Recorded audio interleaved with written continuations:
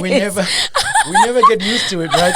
Ever since Dizzy got a clapboard, I tell you, boy, it's getting crazy in the studio. Oh, and then it's professional now. He's even dressed like a guy on the film set. Ushayela ma tight, ushayela high top, ushayela short, ushayela ma moon peg, ma fanny pack. Like even the heads. All he needs is a buffer. That's what I was saying.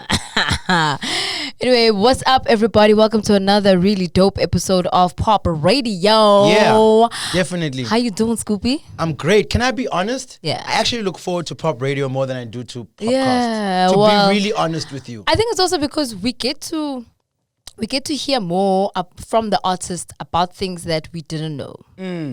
And whereas with POPcast, we're unpacking what our opinions are, as opposed to actually having the person in studio for them to say, nah, B, this is what it is. Sure. You know? And speaking of which, I know it's I'm finding it very easy to separate the two, but in these couple of one topic I would like to speak about on the Pop radio show that will also be relevant on POPcast. But I just wanted to say how beautiful and amazing it is to wake up to my phone and I've got about 6, 7, 8 performance videos from artists in different places, seeing them interact with fans at stadiums or wherever the venues are, at the Shisanyamas with the cell phones up. Fuck, I missed that! I still miss it, I won't lie. But you know, it's going to get bigger, it's going to get better, hopefully. But I know they also are rolling out the vaccine, so hopefully, we're not too sure. I mean, the jury's out about whether we're going to take it. But, you know, I do think the country's going to open up real soon. It's going to be good to see people, you know, working properly again. Yeah, and I had like a bit of a, oh shit, we can't take long in this intro. Anyway, okay, so let's jump straight into our music selections for this week. All right, so obviously every week we highlight an artist that we've kind of paid attention to. Who do you have on your radar for this week? Literally, this dude popped up on my radar on Freedom Day, 27th of April. A friend of mine, Bob, invited me to a picnic which was hosted by a mutual friend of ours. His name is Vic. Vic had like a nice little picnic day at his place. So he had DJs and he had a guy who was just there. On Instagram, it's at ginger_Nkosi. He's been in the game for a while. He's been singing with MXO since back in those days. This guy's voice is amazing. And that's because he literally picked up the mic with no good sound, no preparation. He picked up the mic and freestyled something. And people were sitting down at this picnic. You know, we literally got up and started vibing because he was doing what the olden day MC used to do with the DJ. He did that. So he'd talk, he'd rap, he'd freestyle, then he busted out into a singing voice. Yeah. He sings, I'm kidding you not, he is 99.9% Bilal. That is a lot, I know. But please check him out and see if I'm lying. I'm out with mine. Ginger Nkosi. All right, we're going to check out Ginger Nkosi. Somebody who has been on the scene for a very long time. But I don't think she gets as much love and as much appreciation as maybe, say, some of the other ladies who are in the hip-hop industry. She goes by the nickname Queen of the Coast. I am talking about Nels. Everybody knows her from when she was on The Hustle. But she's done a lot of really awesome collaborations, done a lot of really awesome singles as well. Still out in Durban, still repping Durban as much as she can. She just recently dropped a project called, I can't remember what the EP is called. I'll actually just double check that. Sure. But there's a single off of that EP called Estileni, where she's featuring Nadia Nakai. Nice. What I dig the most about Nels is that she never fails to feature her sisters in hip-hop. I think she's also always just trying to break this thinking Yoguti women don't work with each other and that we don't support each other. And I say shout outs to all the other ladies as well for saying, yo, I'll definitely jump on your feature, I'll definitely jump on your remix. So that Estileni song, really nice. She's got this like Kwaito-esque type of thing about her. She's also got another song called Casi Italiano, where you can hear she's got a lot of like, you said she's from Durban. She's from Durban. She's got a lot of like Lokshini type of influences in her music. Sure. And even with the song Estileni, it's got like a piano vibe going on with it, but you can still hear like the hood references. Yeah. And she's not like, how old is she? Like plus minus? Plus minus maybe about 27, somewhere there. I'm guessing. But like she's somewhere there.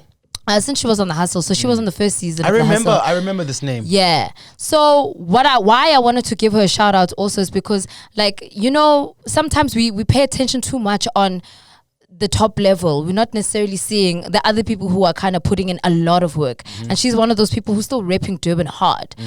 So shout outs to Nels. I really enjoyed the EP, really liking that single with Nadia Nakai called Estyleni. Go and check it out. And she's not like too tomboyish. She's very like I can be tough with it, but I can also be sexy at the same time. Yeah. You know? So Sure. yeah, man, go and check her out. Yo, since we are on this platform, and I don't know if we share the same people on POPcast as we do on POPradio or whatever, but we're really looking for some young kids who can listen to new released albums, EPs, songs, and give us their critique. If we don't find these young kids, and preferably we want a guy and a girl, so we don't have a testosterone approach to looking at things. If we don't find one of either, we will ask you as viewers to just send us your voice notes, send us your videos of the projects you love. Even if you are a fan of the person, it doesn't matter. Like, just send us how you feel about the projects that are coming out, and if you feel like your artist should be getting more shine, so that the authority doesn't only lie with us. Yeah. So tell your friends to tell your friends to tell your friends. And the email address is amacomments@popcast.co.za. Sure. Make sure that you send them through, and of course, just, you know, engage with us because we want to make sure we're listening to new music. We need you. All right, talking about the music, we're all going to jump straight into our interview with our guest for today. He is a legendary man in the game. He is an award-winning producer, and he is coming with the RawX. I'm talking about RawX coming up.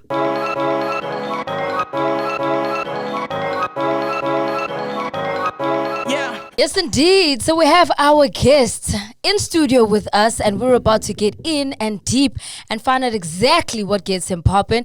I am talking about one and only award-winning RawX. Okay. Found out the name was Gift. Yes. Because even though we've known each other for a while, it's always refreshing to read the bio. Yeah. It's always refreshing. Shout outs to Dimples. This is the first time we've had bio sent to us. Am I lying? No, it's not. Because we group me now, I'm undecided. Yeah, no. Scoop decides when he wants to read. I'm glad he read for you. Shout out for him asking for the bio. Yeah. He had interest to say, yo, Chanel. I mean, he knows me well enough for him to send me. Yeah, I think it's very important. Yeah. Yeah, especially because we want to get to know you a little bit more. I mean, we personally know you, but I think just for the viewers to have a little bit more insights, and of course, for someone like Scoop to also learn something on a bio that is not like it's not a conversational thing. And you know what? And you know why it struck me? Because on the show we have this segment where we play Guess Who's the Rapper? Yeah. Or Guess the Real Name's Rapper. You know what I mean? Yeah, Whatever that is in English. Yeah. But we give you the real name and want you to guess the rapper. So that's why, like, I'm so hip to those things now. I'm busy just researching on a whim, Jay. It's part of work now. Yeah, dog. It's good. Otherwise, RawX award-winning producer. Ms. Cosmo. You've been out here in the game for a long time. Yeah, man. How many years is it now? I'm quite proud of that. I mean, it's a little over 10 years now. That's not. I see Ndwana Leo. Yeah, definitely over 20 years, because I think I officially came in just before Mutswako Originator, when I produced some stuff for Zabs. Then Mutswako Originator. Yeah. And that's kind of when my career kind of started taking off. Yeah, but taking off, I think, was also just when you started working with like bigger names. Sure. But you've been like behind the desk for a long time, like from like high school, primary school. What was that one thing that kind of grabbed you to say this music thing? Because I know you obviously have like the family business that, you know how black people are, where they create a business where now you must go in, you must make sure that you carry on the lineage, you must carry on the vibes. And you're just like, Dad, I see this thing, but music is my vibe. It's in your bio. Yeah. Is it? Yeah. Oh, goodness, when did they write this before? It's in your bio. But it wasn't easy, man. But I understand where they were coming from, especially coming from the generation where they were coming from. I mean, our freedom was quite new at the time, you know, and education was the key, you know, like getting educated and getting something more certain, like a job, you know what I mean, was more of the key, instead of trying to be an artist, and especially rapping, where never mind just being a South African artist, but rapping in South Africa, you know, because that's why I was gravitating to hip hop, not just music as a whole. So It was never easy from my parents' side. They never kind of agreed with the move, but eventually they had to follow suit because of the results that were coming out at the time, and they realized my passion was in there. But I gave them a lot of trouble. They wasted a lot of money on education and all that kind of bullshit. I was gonna ask, you know, obviously your dad, is your dad still running the company? Yeah. Because now you have to understand, had PH just really completed his studies and ran the company, his dad would have been retiring, chilling right now, and taking care of the grandchildren. You know, so is he still actively involved? He is, but me and my brother now are within the circle right now. Nice. So we're working to retire him. Older brother or younger my brother? brother? I'm the oldest when it comes to the brothers. Sure. So we kind of started helping him kind of hand over to us slowly but surely. But because the last couple of years it's been kind of a drought when it comes to construction and stuff like that. So it's a slow move, but then that's what we're doing. But at the same time, it's hard to also kind of let go of the legacy that I've kind of built here, kind of built this side. You know what I mean? So, but at the same time, I see my responsibility there, and it's very important for me to showcase that to not only my brother but everybody else that kind of listening to now, because music is not everything. Life is much bigger than music. Sure. Definitely, and I mean, I think a lot of people can hold testament to that, because there are a lot of people who have, for instance, only woken up because of lockdown and COVID, where they were like, this music thing, as much as I love it, it's tricky times. I mean, we spoke about it on the POPcast, where even Stone put up a video on his social, and he was like, I've been doing music my whole life, but I'm ready just to say it's been great, guys, and I'm moving on. And I'm not necessarily pushing a narrative to say don't push the music, don't get into it. But I think for you, what you're trying to do is find a balance, so that you're able to still do what you need to do from a family perspective, but also still feed your passion, which is what's important. You know what I mean? Definitely. And I think we misread this whole hip hop thing because we take a lot from the States. Most of this success is from the States. It's never based on just hip hop. It's based on them investing in more than just hip hop, taking that money into businesses, into their other business. But we don't see that end of from their life. So we just focus, just make a hot song and things will work out. So I think we need to do more stuff like that. What I mean, kind of showcase more of that from artists like ourselves, or more well-timed artists that have been here for a while. You know what I mean? So, yeah. You mentioned it's so hard for you to leave the legacy that you've built in hip-hop. Yeah. And outside of maybe your father asking you to go back and take the reins of the company, but I've actively watched you and seen you go through this. Well, let me just speak from an outsider's point of view. Watching you battle if you want to still be in this or whether you want to go, and coming back harder than before, feeling as if you felt like maybe the gates or the doors were being closed, the windows too, and you knocked the barricades down. Tell me the road to where PH is now, from where, I mean, I remember a time where you were actively even speaking on Twitter about, we're going to get into the producer situation, but just your situation. Because had it been a rapper, had achieved as much as you had achieved in the span of years that you've been around, it would be very different talk, right? Definitely. So just go tell us about the emotional road and journey that you took from I have it to fuck, what's going on? Where's everybody going when I got these beats and I did so much for everybody? And then actually, you know what? Fuck y'all, I'm going to do it myself. But fuck y'all respectively, not disrespectfully. I'm going to do it myself. And now you've ushered in the Sho Madjozis, and we're always going to repeat this narrative because everybody gives props to the star, but never to the producer. Yeah. You know? So talk to me about that road and how you walked that, bro. Yo, it's a continuous road, to be honest, you know what I mean? And I'm still on it. But it's been quite emotional, man.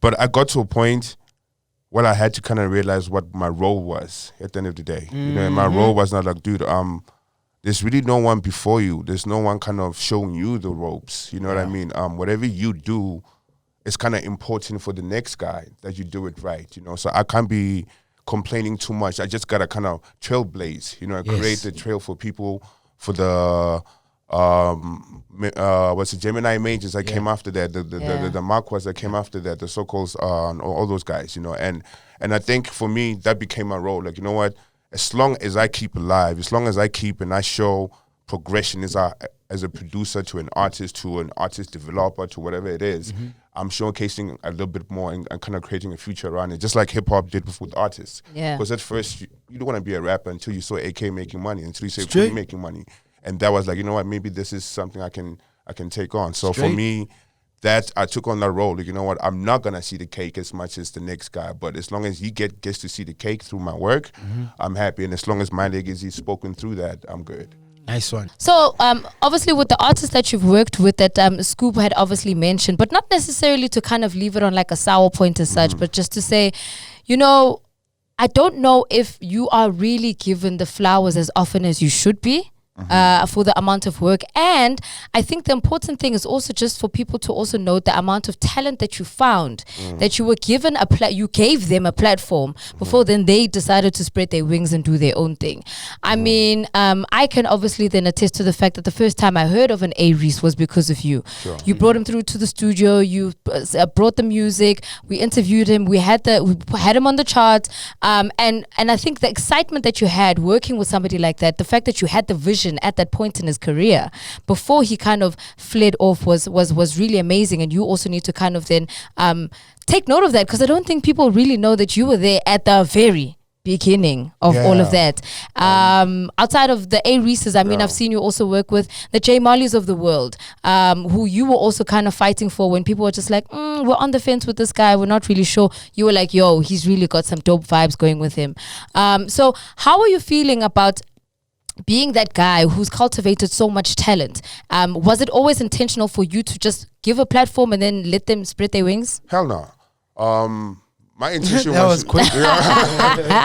My intention was to be a Dr. Dre, you know, be hard in this game and live comfortably, you know, and continue doing my thing. But like I said, I had to kind of look at my circumstances and look at my surroundings and my environment, and it needed me to be what I am right now. It didn't need me to act like a Dre. It needed me to be the person that kind of creates the situation for everybody else. So yeah. PH also did he was like the guy that formed and created the Forever Young soundtrack. Yeah. That was all at RawX Studios. The guy that was sung fun. it is somewhere else, but he was the guy that engineered it and brought it all together to be the legendary thing it still is right now. PH was also the producer who recorded my first radio demo. Yeah. What? I wouldn't be. Why wouldn't you start the show by saying that, Cuzzy? Like, you holding down. Dog, you holding up the props. Dog. You the people, dog. Come on, relax. Calm down.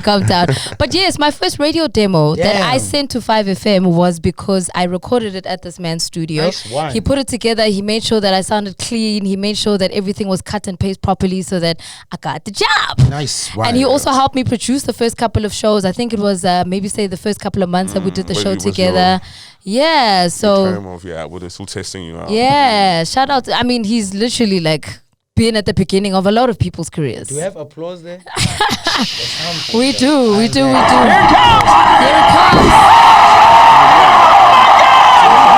It's almost like you live a life of service. You've kind of like accepted that now, that you're living a life of service, and whatever comes from that will come. Yeah, and that's more comfortable than expecting something that never will come. Exact. Say that again. You live a life of service now, and whatever comes from that will come. Because my job is to serve, not to receive. And whatever I received is breath, for one, you know, an opportunity to speak to you guys, an opportunity to continue meeting new artists, and whatever happens with that happens. And God will use me however way he wants to use me. But until then, man, like I'm saying, my role was to serve. I really got to, I have to just serve. If I'm going to, I can't chase to be the number one producer forever. I got that at some point, but that can't be the key. You know what I mean? I need to continue serving. And that's what music is as a whole. As an artist, you're serving people a way to enjoy something. You actually serving people as an artist, whatever you're a musician or whatever the case is. Music is a service. When I look at your page sometimes in your photos, with your jewelry also, with your choice of aesthetic. Beads. Beads is jewelry. Okay, look at your, you know what I mean? Jewelry is not only gold and diamonds, you know what I'm saying? Got you. So, when I look at you sometimes with the choice of your imagery and the choice of the way you choose to put yourself out there, I always wonder, like, is it because you say your dad's academic and they're running a company now, but I'm like, the way music comes through you, the way it's so easy for you to pick sounds and to know when an artist is dope, that's an innate knowledge that not everyone has. To also know how to put yourself out there from dressing and putting yourself imagery wise. Where did you get this thing from? Is there someone in your family that has this gift? Because somewhere down the line, it's got to come from a bloodline for it to be this instinctive. Yeah. Now, for us, we just know the moms and pops being this academic, but I want to dig deeper and be like, I was mistaking you for Venda and Tsonga. Yeah. You're Tsonga. Yeah. Tsonga is which region? Also not Limpopo. Limpopo, Also ne? Limpopo. Also, yeah. So very close, region-wise, they're very close to Venda. Yeah, so you're from Giyani. Giyani. Yeah. So really strong roots places, especially when it comes to drums and music and rhythms. Sure, rhythms and stuff like that. Which bring down the rain. Chanting and stuff like that, yeah. Right? So tell me more about your grandmother's side. Like, where did you get this music? Have you ever asked yourself this? Music was nothing.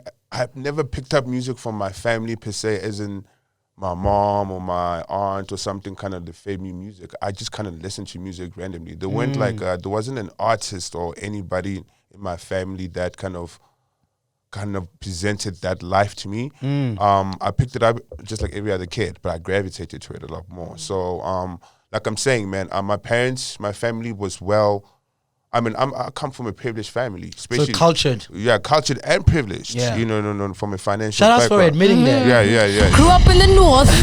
Four ways high. Shout out. Cosmo stays denied. Shout out. I've been saying I'm the North Queen. Come on, we out here. Come on. So I mean, also in Giyani, you know what I mean? I mean, we were quite privileged. I mean, for me, just go for a little bit. Apartheid was nothing until I came to Joburg. Yeah. Really? You know, in Giyani, I lived a proper life. I mean, white people had their own little corner, which was like almost having Danefin and we having the rest of Foy's. Sure. Wow. The rest of we're fine with that. Yeah. Cool. Y'all can close yourself out then. That was cool, you know. So I never really could understand the pull around black people not kind of succeeding and getting through life, because back home my parents were doing well, and just not my parents, a lot of people, you know what I mean? Support was there. Yeah, you know what I mean? I had a construction company, and that's how I got to study in the north, you know, and come study boarding school in Joburg. That's how, if I had to take you back, that's where I met Bongani Fasi for the first time in Bishop Bay in 1992 or 1994. Sure. And in Deleuze, that's where we kind of know each other. So that's from 1990 whenever, you know what I mean? And Bishop Bay. And so that's where my music kind of started growing, you know what I'm saying? Because that's when I started picking up hip hop. Yeah. That's when I heard Criss Cross for the first time. That's when I heard Vanilla Ice and all those things when I was this side, you know. Yeah. And I started becoming the guy bringing it home. Oh, dope. Yeah, like, yeah. Oh, he's Mr. Hip Hop type of thing, you know what I mean? My man. I brought them the tapes and so forth. Yeah, this is hard to go through that stuff, as you can imagine. So, but so I've been serving, you know what I mean, for a long time, you know what I mean? So that's where my music kind of growth and spark came from, but it was never really from a family or something that I think I picked up. If it did, maybe they suppressed it from themselves. Maybe someone's gonna watch this interview and be like, "How and what?" And I don't know, and that's the point. Then I don't know. That's the idea. I didn't know. That's amazing, man. But obviously, you know, working in a space where you're saying you are in a life of service because you are servicing the music industry, and not a lot of people realize that it's not necessarily only just in the hip hop space. I mean, yes, that's your number one, but I mean, you've definitely worked on different genres because as an engineer, you need to be able to have an ear to kind of cross genre yourself to different spaces, which is why you're working with the likes of Sho Madjozi, where you can work on a Gqom album and then, you know, still have a hip hop influence on it and whatever the case may be. Have you worked with Busiso yet? Yes, I did. Even before she was even Busiso. I mean, yeah, I have. I think I have 2 tracks to there before. I was just checking. But we definitely go. I want to definitely link up again. Yeah. All right. So where I'm kind of going with this is obviously with a life of service. Sometimes you also find yourself working with artists that you're just like, okay, I see you, but I don't really like vibe it. But you know, it's my job because I'm an engineer. So let's get this thing rolling. Yeah. Has there ever been someone where you were just like, I can't do this? Yeah. Yeah. Also, his standards are quite high. Yeah, man. Like I'm saying, man. You don't have to mention the name. No, you don't have to. No. Like being like, not to kind of give myself them, but being a trailblazer, you deal with everything. Yeah.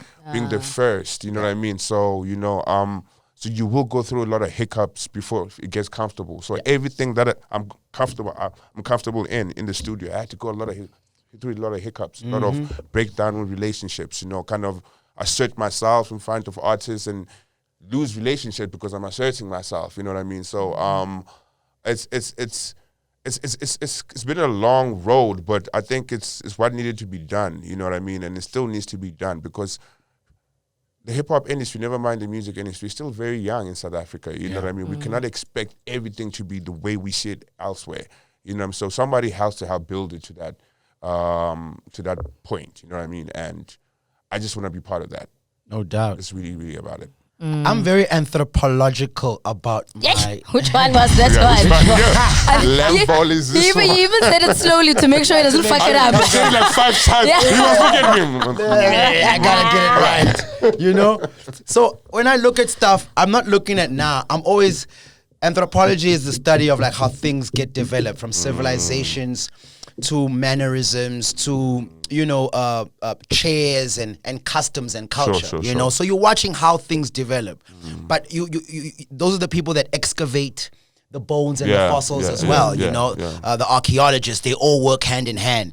So now I'm trying to excavate you, which is what I do. You know what I mean? I love that. So when I'm looking at the guys from Mufftown, which is WHP, KhuliChana, Casper.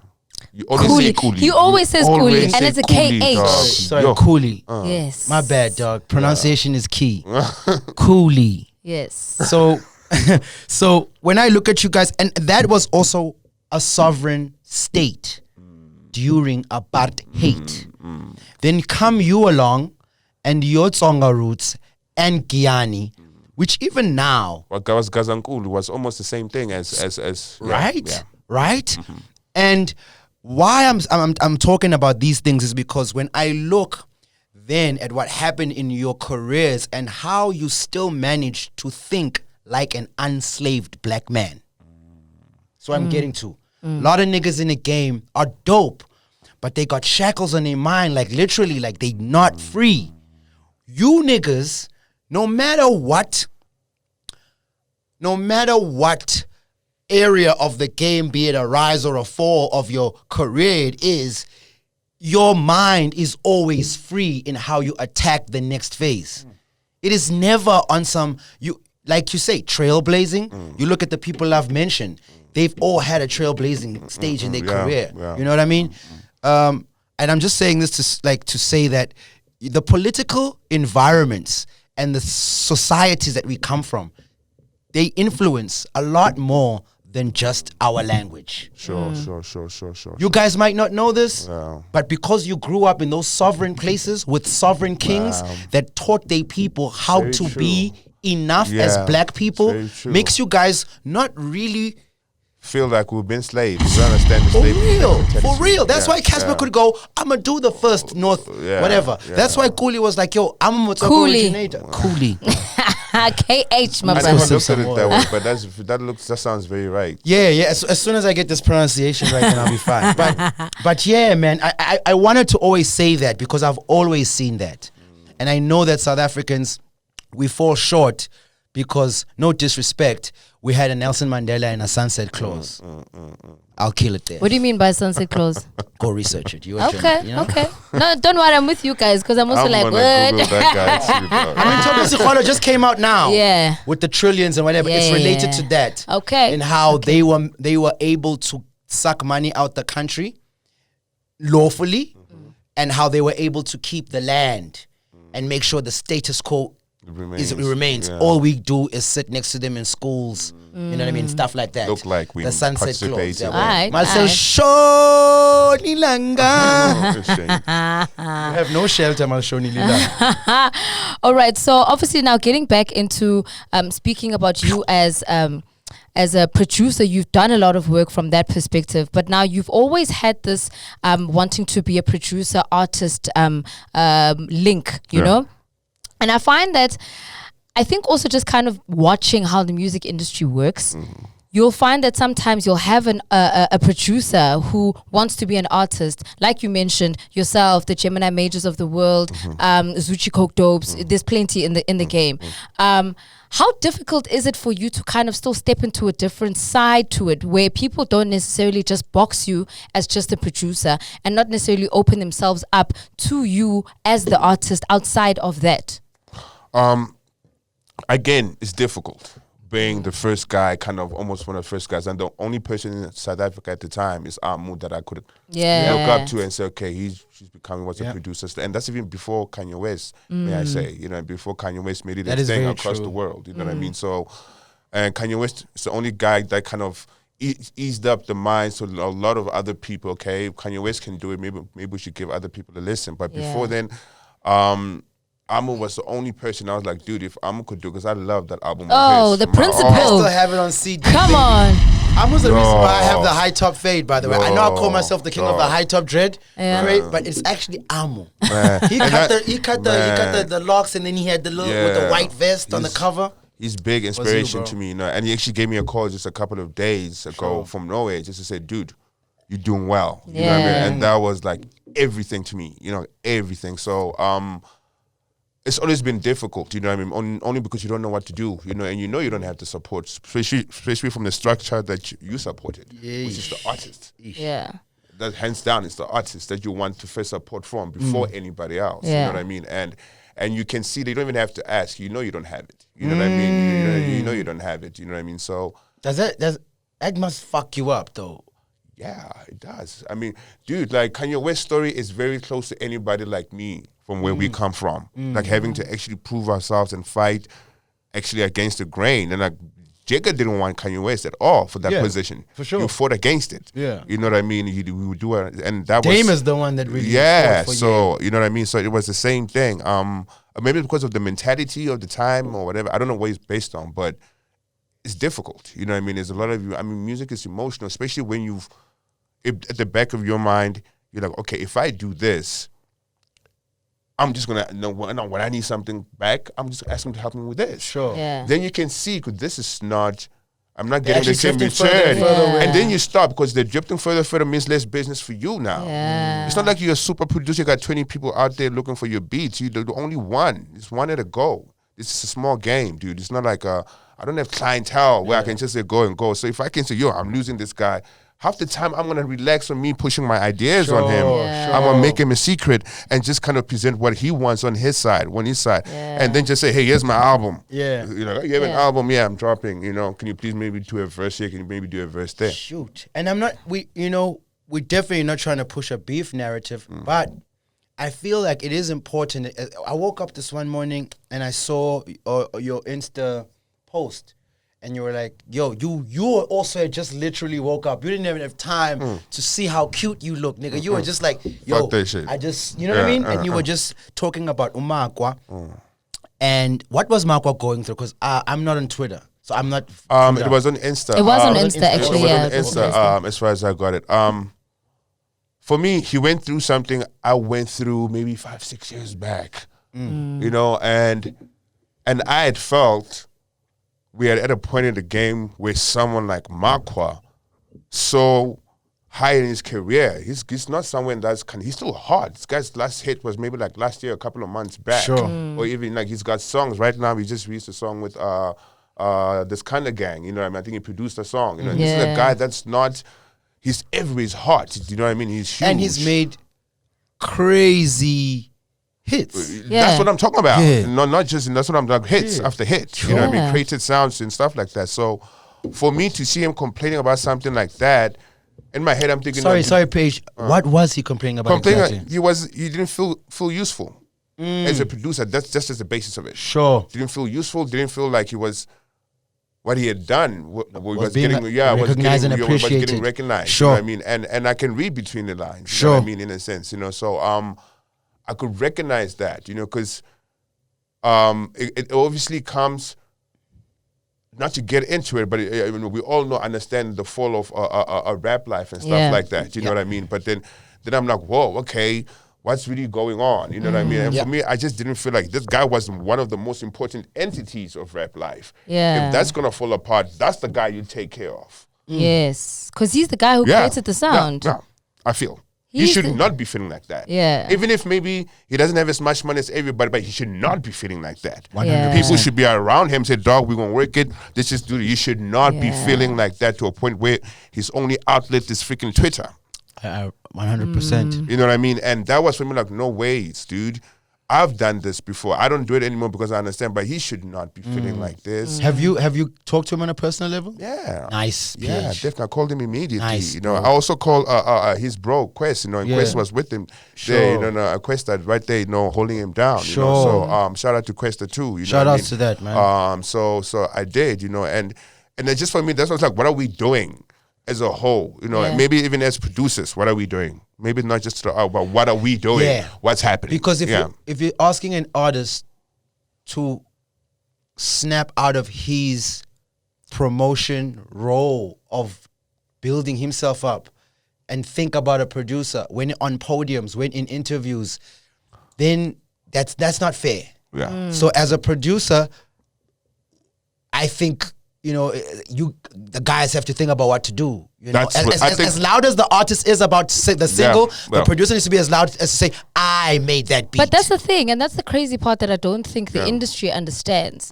And I guess you only realize it once you start getting into making music. And maybe I viewed it differently when I was still only just, you know, behind the mic and maybe just DJing. But getting into the music making process, you realize actually even just from a legal publishing perspective, the producer owns 50% of the song. So why is he not getting 50% of the love, or 50% of the check, or 50% of the let's take care of him because he's the guy? Sure. You know? Sure. It's So tricky. I mean, just to kind of dive into what you were saying as well, yes, it's for me, it's we have a responsibility as producers to come and look at each other and say, how do we kind of navigate ourselves out of this, or kind of protect ourselves, for lack of a better word, not ask for protection as well. But at the same time, man, every other year we're looking at artists, or we're standing with artists that are complaining about their record labels. So their record labels are not taking care of them. What? And we're like, yeah, record labels are. So it's almost the same complaint to the artist. My artist's not taking Take care of me. For sure.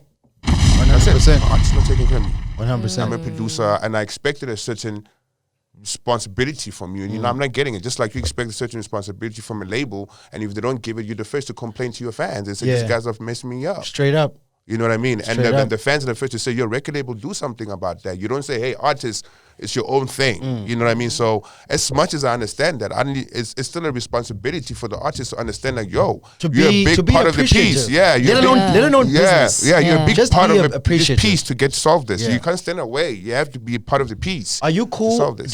Have you hashed it out? Not hashed it out, because I don't know. have any but have you- issues with anybody. Yeah. I don't have issues with anybody. Everybody that I've ever produced or worked with, I'm pretty much cool with. I get calls, I call back. I mean, like I spoke to Khuli just a week ago. So Sure. just to take it back, he's kind of my first guy that I work with. You know, I've also spoken to Reese. You know, Because relationships are very important. You know, you cannot burn those. You know, because Yeah. sometimes what happens is people at the time when you need what you need from them, they're not at that point yet, but time goes by and then they kind of come back to the point of, you know what, I messed up. Like, Yeah. and now you're both hot. Yeah. After having maybe, you know, the 10 years in the game, it's like now we're ready to do what we're supposed to do, and things come full circle. And you always got to keep that window open for things to come full circle. Yeah, you can't let the ego kind of overpower everything. You know what I mean? And I've played that, and it's a lot, dude, because you deal with an egotistical game where everybody else, they coming there with the ego situation, and you kind of balance your ego for the long game, you know, because you're the only person. That's what I'm saying when I say you're the only person as a producer that's always thinking, as soon as I'm done with your album, I'm thinking your next album. Sure. I'm the only guy, I'm done. I don't want to listen to the last song with that. I'm thinking, done. Now we need to. So we're always kind of thinking further than you in a sense, and even the game and how we want to kind of see everything. So even me, as a producer, I knew I wanted to be an artist eventually. It was never a situation, okay, I have to do it now because this was my way in. I understood my steps into it. So, like I'm saying, man, it's a game and it needs to be played. It needs to be played carefully, and you need to know the people you are working with. Know them, like understand. Just like you need to know your enemies, know the people you're working with, and know who's where and who's what. Yeah. Sure. I think also when you say you're very strategic with regards to how you got yourself into the game and how you eventually got yourself as an artist, you also kind of have to play the trial and error game, which I feel, obviously, because I've known you for so long, I've obviously seen how you, okay, let me try this song, okay, let me try this vibe, let me try. But now it feels as though you, as RawX 2021, you've now become this holistic artist who've now decided, man, fuck this North shit. I'm taking it back to the real North, which is Limpopo. You know what I mean? Yeah. What was that kind of clicked to you for you to say, look, I can do this rap shit like everybody else, but now I sound like everybody else. Let me rather sound like myself. Yeah. I mean, it's always been there, but it's always been, man, like it's so complicated. I'm Tsonga for one. Let me start there. Yeah. I'm from Giyani, from Limpopo. I come to Joburg. It's a no-no. To start off there, let me just base that off. Me even speaking my language to you, it's almost like gotta cancel them out firstly before you even hear anything else. So I had to deal with that first. So that affects me as a person too. You know what I mean? How you kind of present yourself. So, but moving on fast, as I grew up, that became very important about me, that I always represent that. You know, even as a friend, you would know that. No, you know, I mean, it's just I always kind of make sure you know I'm Tsonga. Showcase in some ways, in some form. No, I don't overpower it, but I kind of make sure that you know. If you know me, today it's the shirt. Yeah, you understand. At the end of the day, you know I'm Tsonga some way. You know what I mean? So that became very important for me to do. But when it came to the music, again, I know hip hop from how we know hip hop, American, nothing. No, nothing. There was Kwaito, and there was hip hop, and there was house, and there was R&B. That was it. Before there was South African hip hop. You know what I mean? And we are the reason South African hip hop, because we had to kind of start changing our mentality. You know, and it were coolies and whatever. Coolies to rap in English at some point. You know what I mean? I'm sure you've heard that. You know, everybody should rap in English. You know, even what's his name? CPT. Yes, youngster. Yeah, he was very too. You know what I mean? You know what I mean? So we all had to kind of change the attitude and see, okay, now we are building something a little more different, and that goes with trial and error, like you're saying. You know what I mean? Kind of playing. So also me personally was a trial and error situation where by the time I always wanted to throw my song in it. The first thing I did is call my album From Giyani with Love. Yeah. Sure. That was the first thing I could do. Like, let me just and maybe throw little hints here and there, whatever, but don't overdo it, you know, because I can't do it to that level, you know. And also, I know my environment. They don't want to hear too much of this crap from Tsonga people. I don't like us. We're not truly liked, you know what I mean, at the end of the day. Is that still a narrative till today? I wouldn't say too much so, because thank you for someone like Sho Madjozi that's changed people's minds. Hey! Sure. And I don't want it's not something new. Like for real. Like she really like killed it, right? It's not something that's changed in the last 10 years. It's very new. If the narrative is changed, I can definitely give out to my sister Sho Madjozi. Nice. You know what I mean? And yeah, it's changing. You know what I mean? It's changing. Just maybe looking at the North more. Never mind just Matsonga, but just taking things from the North more. You know? So that narrative is changing. And that alone, it's also kind of motivating me. Working with Sho Madjozi, because she had no idea what's happening here, and she just came full on Tsonga. Yeah. You know, and that was very motivational to me. It was encouraging, like, dude, this is a lot, but I like it. You know what I mean? It's a lot, but I like it. Talk to us about how And that made you feel, man. Like that measure and that level of his success in Fana.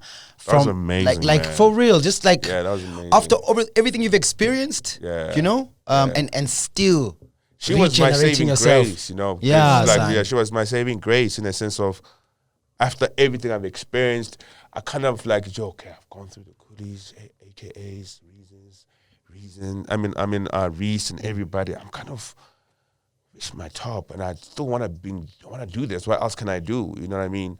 Then she came. Yeah. She pretty much just came into my front of my doorstep, you know. Oh, so she found you?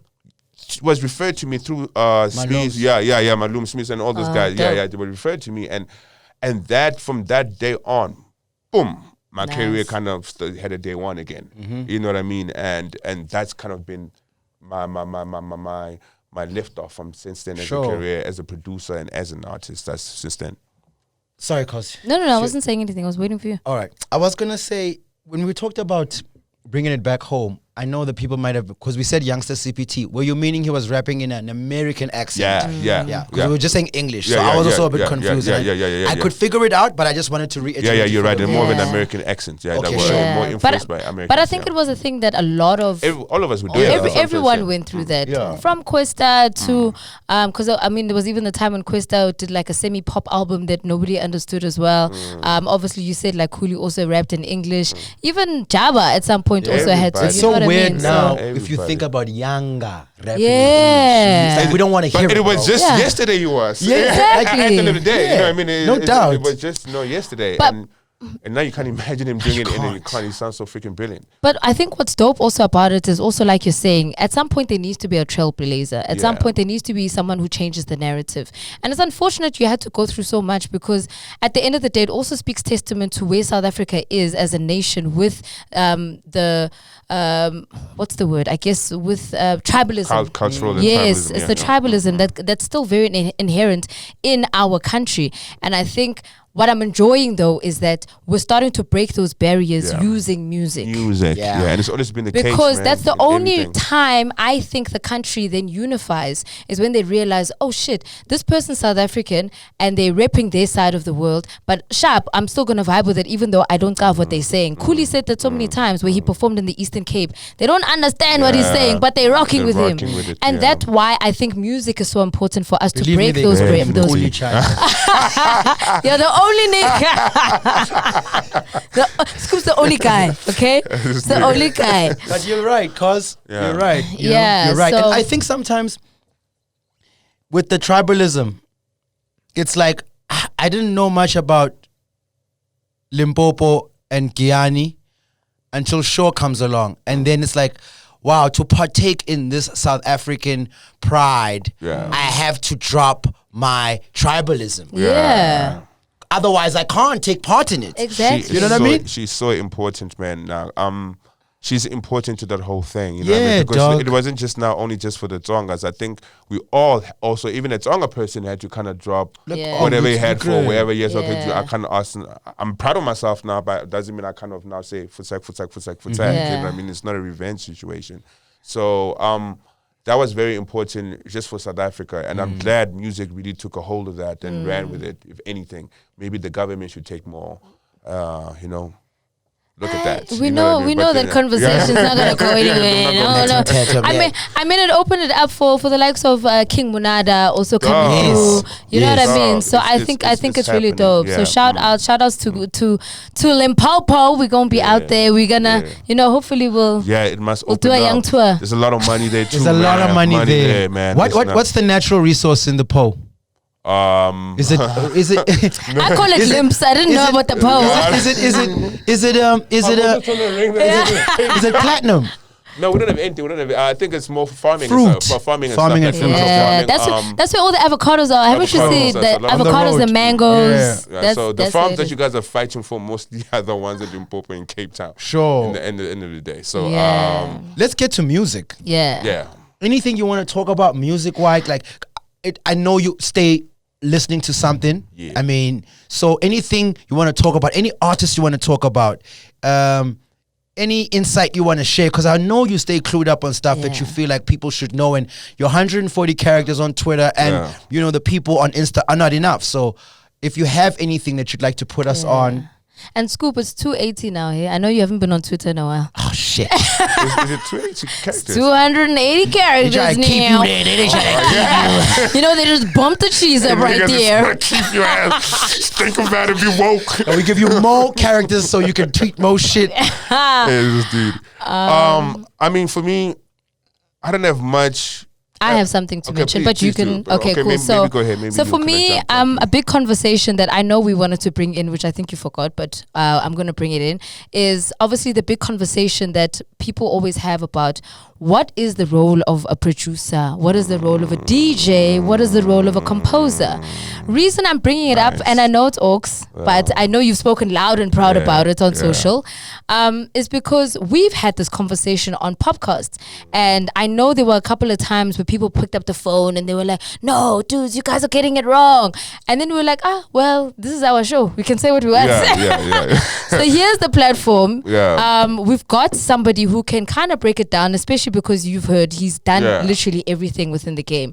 So people always have this narrative that, okay, so if it's Ms Cosmo's song, what did she do on the song? You owned it. You bought it, for one. You paid for it. That's why it's yours. Anything you buy, it's yours. Yes. So when you say she bought it, she bought the beat.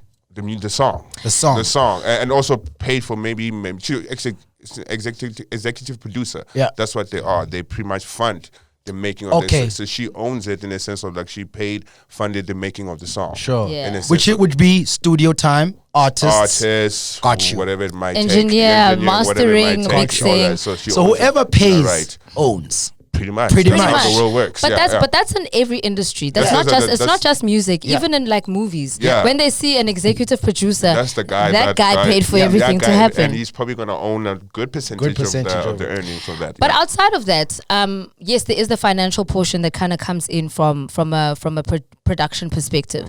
But then there's also the conversation around, okay, cool, but then why are we saying it's Ms Cosmo's song? Why are we not saying it's RawX's song? Because you do find certain situations where maybe I'll come in and I'll say, yo, I've got an idea. This is the song I want to put together. I can't do it because I'm not a composer. I can't put the beats together, but this is how I want it to be executed, which we've obviously done before. But then there are instances where there's just a full song that's created, and then they say, oh, I like that song, and then they pay for it, and then and then we release. So there are different ways for this transaction to happen, but there are different options as well, where DJs have come with their own ideas and said, I want this to happen. That's how I've worked with you. I mean, like, again, ownership has to do with buying ownership, you know what I mean? At whatever level it is. So what they do with it, if Ms Cosmo owns the song and decides to say, I'm going to release it and call it CS song, that's her choice at the end of the day, because she owns the thing, you know what I mean? But ownership comes in many forms.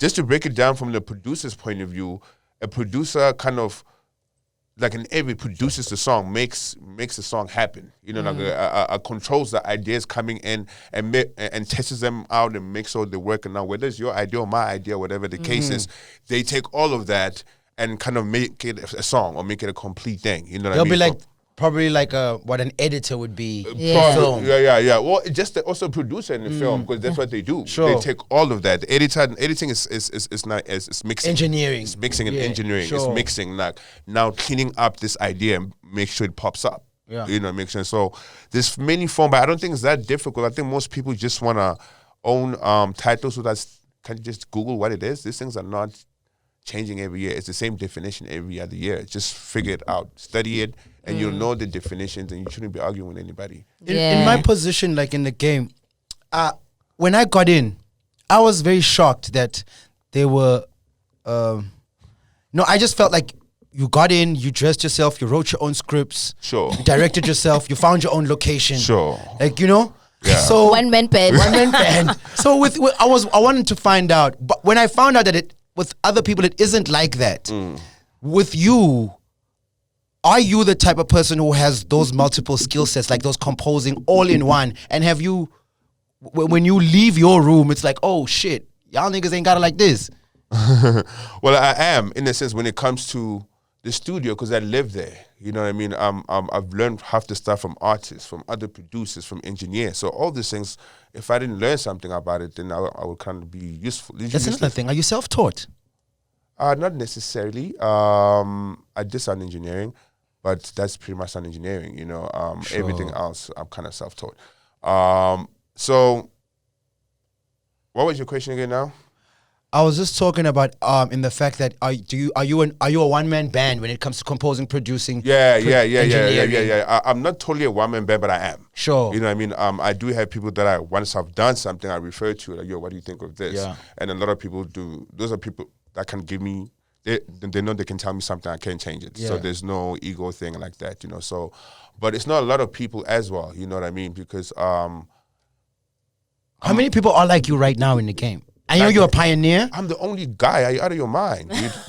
There is nobody else like that. And I'm not even trying to be like... One thing I can tell you, go to hip-hop. Look at hip-hop, dog. Hip-hop. For real. I got you. And yeah, go on, my brother. And I'm not... It's only... And not to also crap on other people. I didn't start this by myself. Yes. I'm the one that stuck around. You know what I mean? From the people that I was with. I come from the...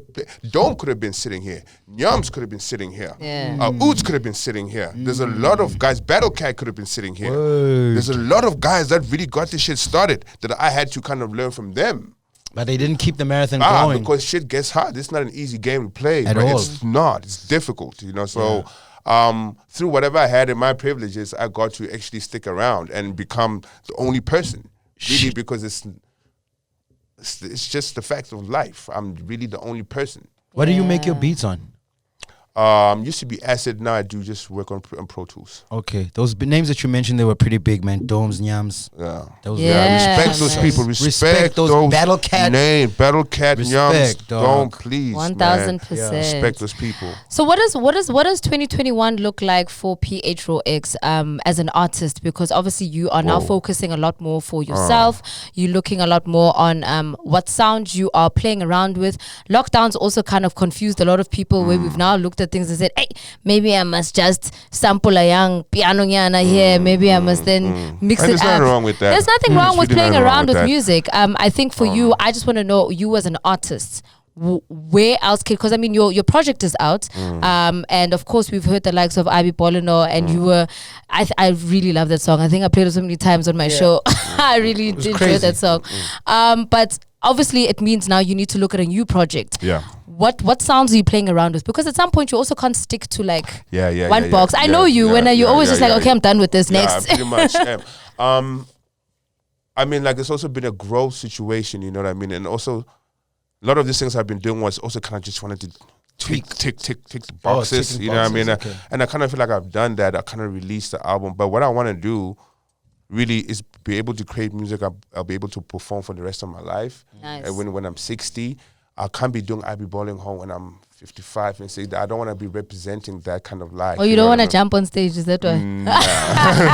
I'm not chasing that, you know. I think the kids that are doing right now are jumping on stage pretty well, you know what I mean? I don't want to take that space, you know. So for me, I'm just trying to do more mature, but also young, because hip hop is young, man. And I'm never gonna try to make hip hop an old folk music, you know what I mean? It's a young person's music. So I'm gonna use hip hop to keep me young, but also kind of bring the maturity into it, you know. So you don't only have to listen to it in a club or when you were high or when you were doing all this hip hop thing. You know what I mean? You can listen to it because you're listening to good music, you know what I mean? So for me, that's what I want to do for myself, especially as an artist, but as a producer, yeah, man, I'm talking to Tyler, man. I want to learn this piano thing, though. I want to get into that, you know, show me this, show me that. So as a producer, I'm still a baby, you know, because the game changes and the music. You have the ability to fuck shit up. Yeah. I'm really trying to get that. I'm trying to DJ right now. Shout out. I might need that favor. I got you, bro. You know what I'm saying? So besides that, yeah, and also just, you know, kind of just get my fingers out there. And I'm glad you mentioned the whole COVID thing, you know what I mean? I think it's very important that we got our fingers in all the pies, you know what I mean? We're doing as much as we can, and that's what I want to do. Not only just outside music, but inside music too. Not just do one part, not just be an artist or producer, but, you know, do everything else that's possible, you know what I mean? So, yeah. Showcase. I think we've wrapped it up there, cuz. I think we could, but we're not completely over because we just want to have a little bit of fun with you as well. Right. And I know D gave you a card that's in your pocket. Don't pick it up as yet. Right. I'm going to let you know when you're gonna get to that card. All right, so we're going to jump straight into just a little game called Who Said This? Okay, I think I've seen you guys play this thing. No, leave the card in the pocket, not yet. Okay. Yeah, don't, because you're gonna cheat now and see what's in there. Okay. All right, so I'm gonna give you a few lyrics from certain songs. I'm gonna start easy. It's gonna be very easy, and then you must let us know which artist and what song it was. Okay. All right. Muna wa pastime kadi blues. I'll say Jabba, man. I just sound like a Jabba line. It is Jabba. Oh, which song?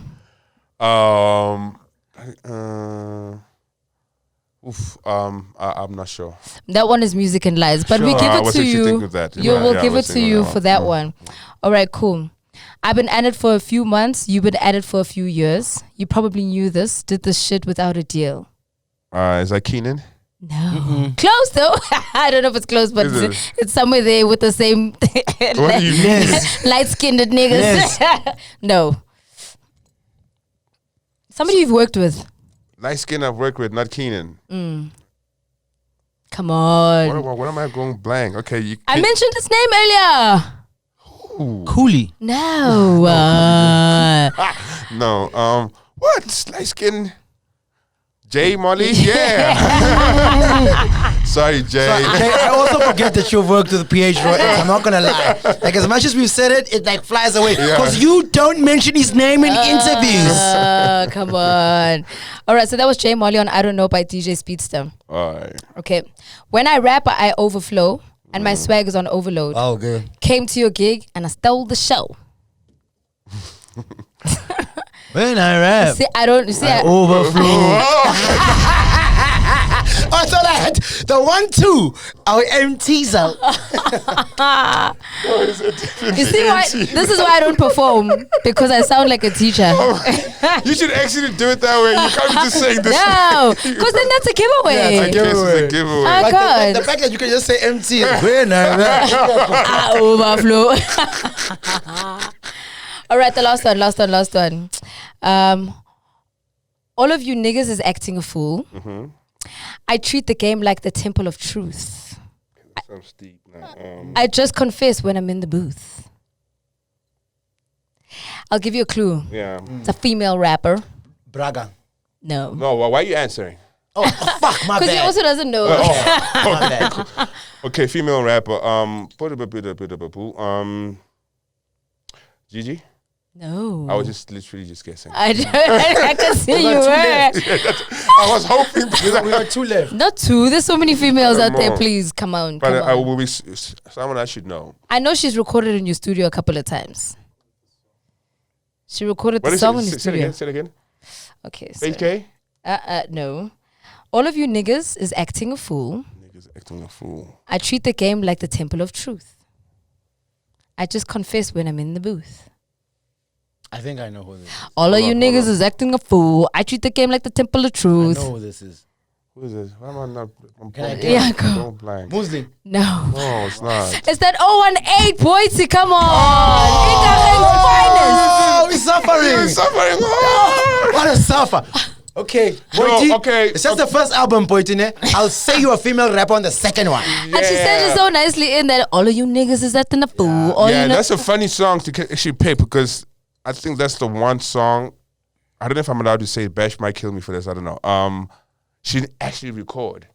They gave me the acapella. They said, "Dog, make a freaking song." Oh, yeah. dope.